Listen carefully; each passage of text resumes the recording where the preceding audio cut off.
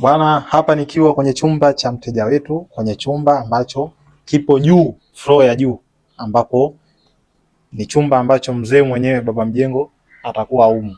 Umeona, ingekuwa kama ni mke wake angesema basi baba yao ndio hiki chumba chake, lakini mimi nasema tajiri ndio hiki chumba chake. Sasa tuna baadhi ya point kama nilivyotolea maelezo kule chini, haina tofauti sana. Utofauti wake, kuna baadhi ya mambo mengine nitaweka private kwa sababu ya nini? Usalama wa mteja wangu pamoja na mambo mengine, kwa sababu mambo mengine ya kiusalama ambayo labda tutakuwa tumeyaweka haipendezi kwa yakao kuyazungumzia yote.